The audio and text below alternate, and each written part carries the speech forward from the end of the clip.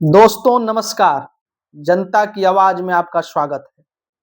जनता की आवाज में आज बात धर्म और ईश्वर के जन्म तथा विकास पर। दोस्तों, इतिहास में हम पढ़ते रहे हैं कि हमारे पूर्वज आदिम युग के थे, अर्थात उन्हें आदि मानव कहा जाता था। आदिम युग में आदि मानव जो थे उनका कोई अस्थायी निवास नहीं था। वो सारी चीज़ों प्रकृति पर निर्भर थे। खाने से लेकर रहने से लेकर सब कुछ उनका प्रकृति पर निर्भर था तथा उस समय न कोई जात था, न धर्म था, न ईश्वर था। किसी प्रकार की कोई बात नहीं थी। इसीलिए उस समाज को हम आदिम समाजवाद भी कहते हैं। दोस्तों, आदिम युग में आदि मानव प्रकृति पे निर्भर चीजों से अपना जीवन यापन करता था तथा प्रकृति में जो भी घटनाएं होती थीं उससे वो प्रभावित होता था। दोस्तों, जैसा कि आप जानते हैं कि उस समय न खेतियों का विकास था, न किसी के पास कोई निजी संपत्ति थी, न ही कहीं अस्थायी निवास था। आदि मानव का घुमक्कड़ी जीवन था। दोस्तों, जैसे जैसे समाज आगे बढ़ता गया, आदि मानव ने जो भी उसके बस में था, जो भी उसके हाथ में था, प्रकृति के विरुद्ध संघर्ष करके, प्रकृति से संघर्ष करके हासिल किया तथा जो हासिल नहीं कर सका, जो उसके हाथ में नहीं था, जैसे जंगल में कभी एकाएक आग लग जाती थी, कोई ऐसी प्राकृतिक घटना हो जाती थी, बाढ़ आ जाती थी, जिसे रोकना उसके बस में नहीं था। तो दोस्तों, वहीं से उसके मन में एक धारणा उत्पन्न हुई। वहीं से उसने चीज़ों को मानना शुरू किया कि हो सकता है इसके पीछे कोई शक्ति काम करती हो। अर्थात जो आदि मानव के बस में नहीं था, उसके लिए उसके मन में एक धारणा की उत्पन्न हुआ, जिस धारणा से ही उसने धर्म की कल्पना सर्वप्रथम की। किसी ऐसी शक्ति की, अदृश्य शक्ति की कल्पना की जिसे वो नहीं देख सकता था, नहीं जान सकता था, केवल मान सकता था। तो इसी धारणा से दोस्तों धर्म की उत्पत्ति हुई, ईश्वर की उत्पत्ति हुई।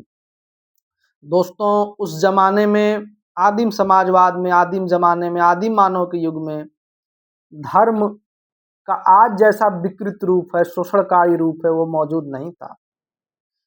न कोई भेदभाव था, न कोई छुआछूत था, न कोई जात थी, न कोई धर्म था। धारणा के मन में आने से धर्म की उत्पत्ति हुई तथा उसी समय उसी के हिसाब से उसने ईश्वर की भी कल्पना की। जैसे सूर्य की पूजा की, आग की पूजा की तथा वायु की पूजा की। आप तमाम वेदों पुराणों से पाएंगे कि उस समय के देवी देवता भी उसी रूपों में थे, जैसे आज नहीं, आज जैसे देवी देवता के स्वरूप हैं वैसे नहीं थे। दोस्तों, जैसे जैसे समाज आगे बढ़ा और जैसे जैसे मनुष्य ने खेतियों का विकास किया तथा तमाम चीज़ों का विकास किया, वैसे वैसे मनुष्य ने धर्म और ईश्वर का भी विकास किया तथा उसी के पैरेलल विज्ञान का भी विकास आरंभ होता है, अर्थात यथार्थ का, भौतिकता का भी विकास होता है। दोस्तों, जैसे जैसे समाज आगे बढ़ता गया, जैसे जैसे समाज अगली कड़ी में पहुंचता गया, जैसे अगली कड़ी दास और मालिक की कड़ी, उसके बाद सामंतवादी राजा और प्रजा की कड़ी, उसके बाद पूंजीवादी समाज माने पूंजीपति और मजदूर जो आज व्यवस्था चल रही है, और समाजवादी व्यवस्था भी देश और दुनिया में आई। उसी विकास के क्रम में दोस्तों धर्म और ईश्वर का भी विकास हुआ। अपने अपने समय में उसी स्वरूप में धर्म और ईश्वर का भी विकास हुआ। लेकिन दोस्तों, मूल बात हमें समझने की जरूरत है कि धर्म और ईश्वर की उत्पत्ति धारणा से हुई, मान लेने से हुई, जो कि आदिम युग में जो मनुष्य के बस में नहीं था, वहीं से उसके मन में वो धारणा आई, जिसकी वजह से धर्म और ईश्वर का जन्म हुआ। दोस्तों, जैसे जैसे समाज विकास किया, जैसे जैसे आगे बढ़ा, वैसे वैसे धर्म और ईश्वर का भी स्वरूप बदलता गया। आज जो धर्म और ईश्वर का स्वरूप है वो विकास के क्रम में ही आया है, न कि किसी द्वारा लाया गया है। ये जैसे जैसे समाज आगे बढ़ा वैसे वैसे धर्म और ईश्वर का विकास हुआ। दोस्तों, धर्म जैसे जैसे विकास किया वैसे वैसे उस विकसित समाज में जो चालन शक्तियाँ थीं, जो समाज पे नियंत्रण करने वाली शक्तियाँ थीं, उन्होंने धर्म और ईश्वर को भी अपने अनुसार बदलने का प्रयास किया तथा अपनी शासन सत्ता को, अपनी व्यवस्था को टिकाए रखने के लिए धर्म और ईश्वर का उपयोग भी किया। जैसा कि आप जानते हैं कि सामंतशाही जमाने में राजा को ईश्वर का प्रतिनिधि माना जाता था, अर्थात राजा का विरुद्ध ईश्वर का ही विरोध बोला जाता था तथा तमाम चीजें आगे बढ़ी। उसके विरुद्ध में विज्ञान तथा यथार्थ भौतिकता भी आगे बढ़ी, तर्क करने की चीजें भी आगे बढ़ी, जिससे धर्म और ईश्वर को लगातार चुनौतियां मिलती रहीं। और आज देखते होंगे दोस्तों कि विज्ञान ने तमाम पुरानी मान्यताओं, रूढ़िवादी मान्यताओं को चुनौती दी, खत्म भी किया।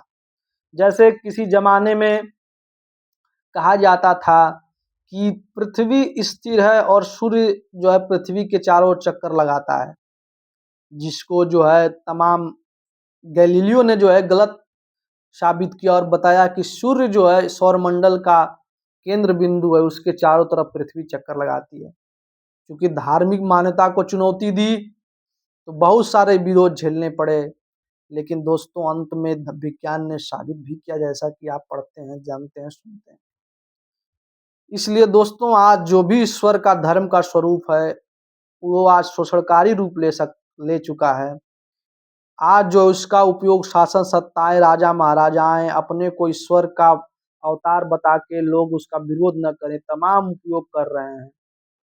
इसलिए इस विकृत, इस बदले हुए धर्म और ईश्वर को चुनौती देना उतना ही आवश्यक है। तभी जो है विज्ञान आगे बढ़ेगा, समाज आगे बढ़ेगा और बढ़ भी रहा है। चुनौतियां मिल भी रही हैं, तमाम बदलाव आ भी रहे हैं, लोग तर्क और विज्ञान को मान्यता दे भी रहे हैं और आगे देते भी रहेंगे।